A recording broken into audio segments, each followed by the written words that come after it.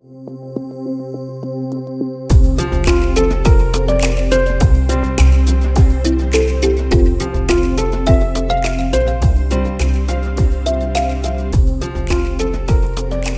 to Deposit Your Doubt. This isn't a space of judgment, but a sanctuary for spiritual exploration.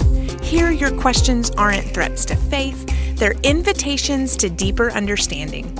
I'm Krystal, and I've learned that our most profound moments of spiritual growth often bloom in the uncertain terrain between what we know and what we're still discovering. Every doubt you carry is welcome here. Every wrestling match with belief is sacred.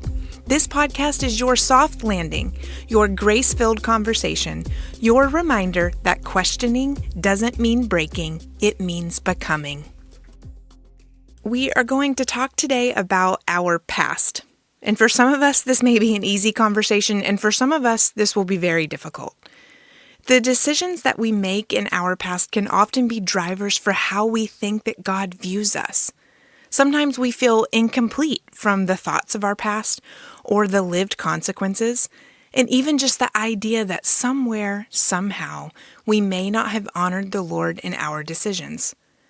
I have found when I encounter people who feel this way, or even the times in my own life that fit this category, there's a reckoning with the juxtaposition of lament and faith in God.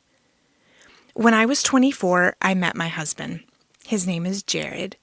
Up until this point, while there had been hard things that happened in my life, I had not fully wrestled with the feeling like God abandoned me. I had lost all of my grandparents by this time. I had moved more than 24 times in my whole life, each of those times having to meet new people and settle into new things over and over again. For some people, that would be incredibly hard, but for me, it was very normal. My family had been mistreated at several churches that my dad served as a pastor at, and hurt by many people within the church walls.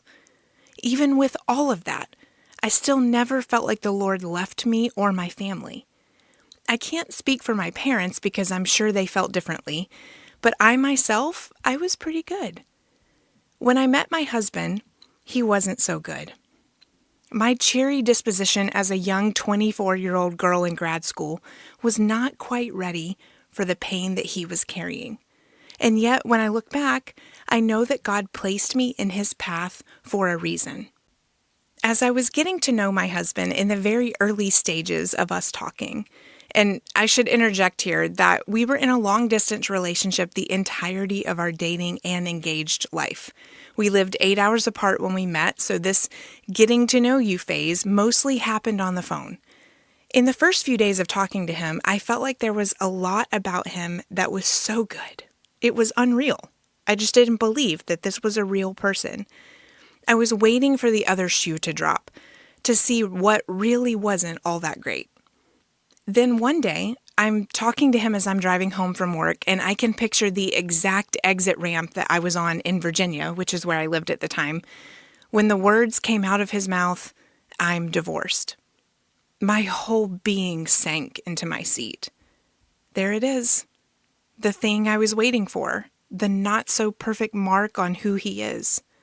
And almost as immediately as he said it, the Lord jarred my spirit and said, "Listen and lean in, Krystal." This would be new territory for me.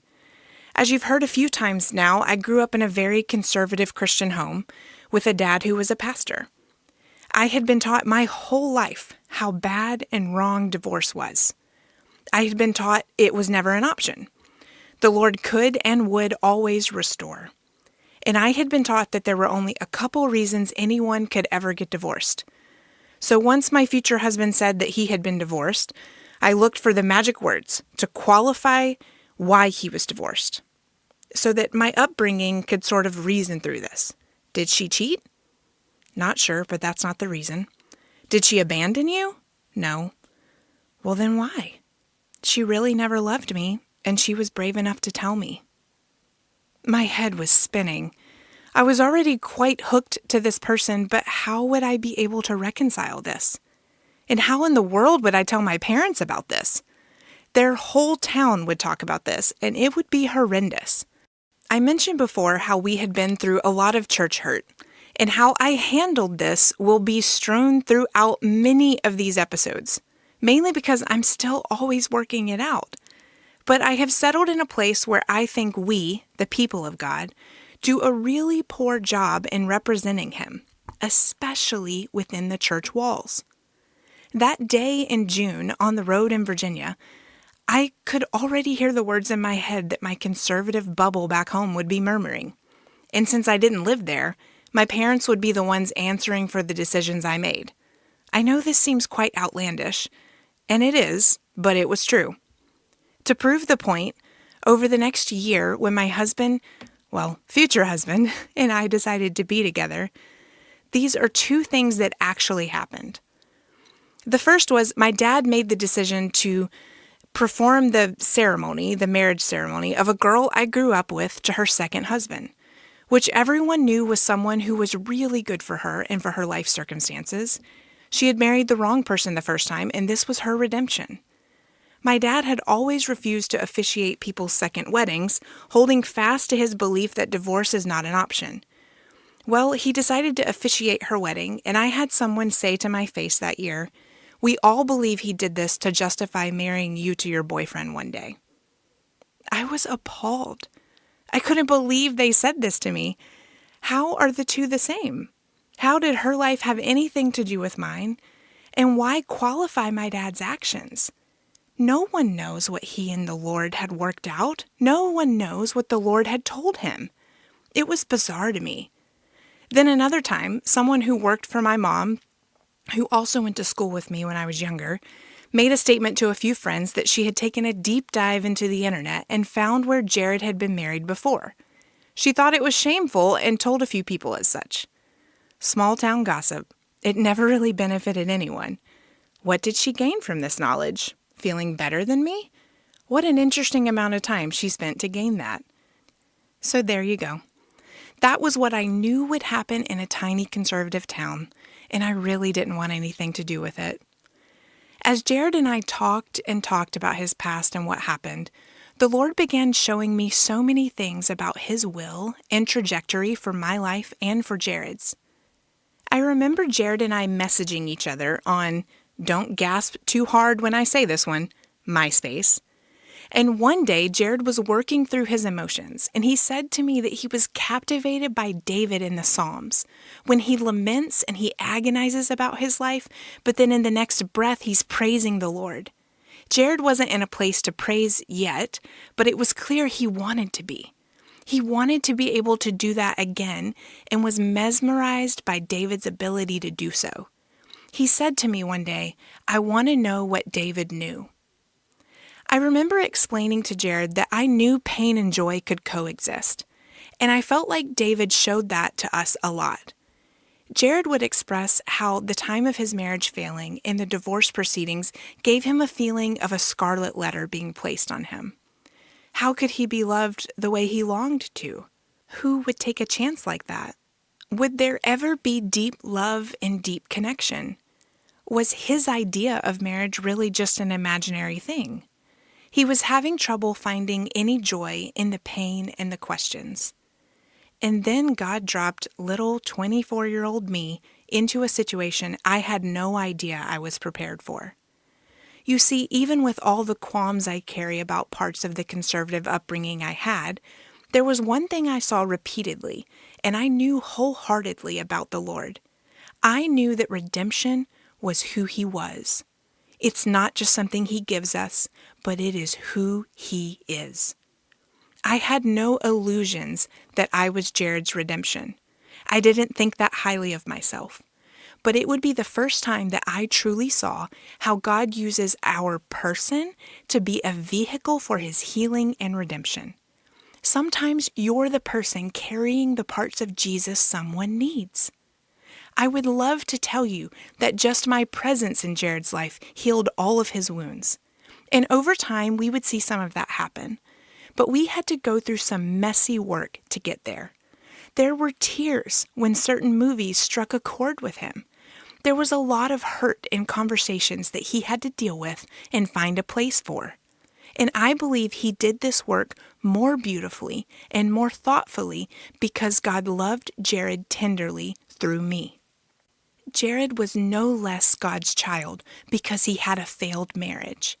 He was completely God's son, and God was bestowing his great gifts and great love and grace on Jared as he cried out in pain. I had a first-hand experience to see what happens when we allow God's redemption to seep into the cracks we have developed. Instead of keeping the desert land of our hearts, if we allow God's love to flow through us, he will cover the cracks and scars with his balm of redemption. I saw over time how the constructs of my upbringing and the teachings of the church I grew up in were certainly a starting place, but if I didn't allow God to move through those constructs, they could bind me to places God never intended me to live. Yes, divorce is not plan A for anyone, but divorce happens. And what can God do with the broken pieces? How much more does His majesty show through when you allow Him to rebuild to His specifications? I once read a quote by Pastor John Gray that says, "No matter what evil you have experienced in the past, that experience should not hold you hostage for the rest of your life." Our marriage is not perfect. No one's is. But our marriage is a sweet, sweet picture of what God can do with broken things. Our marriage is a great reminder to us and those who know us that God is in the business of redemption. And not only is He in the business of redemption for the sake of one or two, He redeems for the generations to grow and proclaim who He is. We now have 5 beautiful boys that are a testament to what God can do with pain. I'm thankful for the broken past that led us to each other. We love each other better because of it, and we treasure what God has done more than we might have before. God does not bring you to something to stay there. He brings you to painful things to learn and glean, and then He brings you through those things into greener pastures. Jared was not meant to stay in lament. He was meant to get to the proclamation of faith that he can now speak of with the Lord. Psalm 13, 1-6 is a perfect example of this rapid shift from lament to praise. It begins with David in deep anguish asking, "How long, O Lord, will you forget me forever? How long will you hide your face from me?" But by the end of this short psalm in verses 5-6, he dramatically shifts to praise. "But I have trusted in your steadfast love. My heart shall rejoice in your salvation. I will sing to the Lord because He has dealt bountifully with me." The whiplash between pain and praise is particularly striking because it happens in such a short psalm, just 6 verses. The first 4 verses are full of sorrow and questioning. Then David pivots sharply to confidence and joy in the final 2 verses. It's a beautiful example of how faith can coexist with doubt and how praise can emerge even in the midst of pain. None of us are meant to stay in lament. But if it's the lament that affords us the eyes to see and truly appreciate the redemption of the Lord, then so be it. Isaiah 43, 18-19 says, "Do not remember the past events. Pay no attention to things of old. Look, I am about to do something new. Even now it is coming. Do you not see it? Indeed, I will make a way in the wilderness, rivers in the desert." His rivers are redemption. Allow Him to do this for you. Hey there! If you've been enjoying the show, I've got an exciting opportunity to share. Many of you have reached out asking how you can leverage podcasting for your own message or organization. This is exactly why we started Told You So Media. We have helped create compelling shows for some of the world's most impactful companies and individuals. If you have been dreaming about launching your own podcast, but you aren't sure where to start, or if you have a show that's ready to level up, I would love to help you bring your vision to life.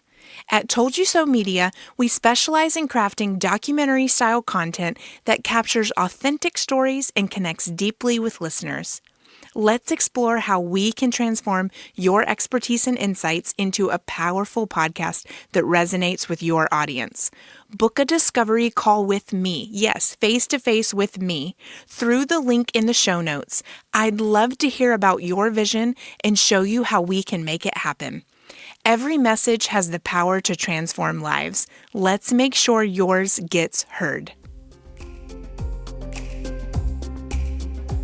I have some theological insights that I want you to take with you this week. Write them down, record this, whatever it may be. Play this over and over. These are the things that I want you to take away. There's 3 things. The first is God transforms painful experiences into opportunities for ministry and helping others. If you look at 2 Corinthians 1, 3-4, Paul writes this: "Blessed be the God and Father of our Lord Jesus Christ, the Father of mercies and God of all comfort, who comforts us in all our affliction, so that we may be able to comfort those who are in any affliction, with the comfort with which we ourselves are comforted by God." Our past struggles, when redeemed, can become a source of authentic empathy and wisdom to support others facing similar challenges. The second insight is that God can bring good out of circumstances intended for harm. This is powerfully illustrated in Genesis 50:20, where Joseph tells his brothers who had sold him into slavery, "As for you, you meant evil against me, but God meant it for good, to bring it about that many people should be kept alive." This shows how God's redemptive power can work through even our most painful circumstances to accomplish His purposes and bless others. And then finally, I want you to see that God uses our past, including our failures, as part of our spiritual formation. Romans 8:28 assures us that for those who love God, all things work together for good, for those who are called according to His purpose. Rather than erasing our past, God integrates it into His larger story of transformation into our lives, using even our mistakes and our wounds as opportunities for growth in character and deepening our dependence on Him. It's okay to question. It's okay to doubt. It's okay to wonder why in the world God would allow you to go through painful circumstances. But take those times and listen and lean in as He asked me to do so many years ago.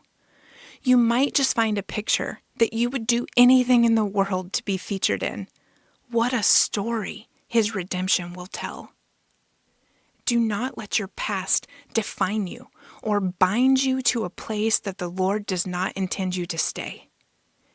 Use the grace and the love and the assurance that He gives us in all these scriptures I mentioned to help you see the purpose for all of the pain that you've gone through, the purpose that He has in your future.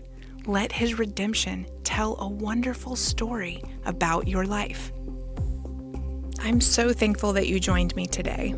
Until next time, I want you to keep being brave enough to ask the hard questions, gentle enough with yourself to acknowledge your struggles, and open enough to let God surprise you with His answers. If this episode resonated with you, remember to subscribe, share with someone you know who might need to hear it, and leave a review. It helps other seekers find our little community.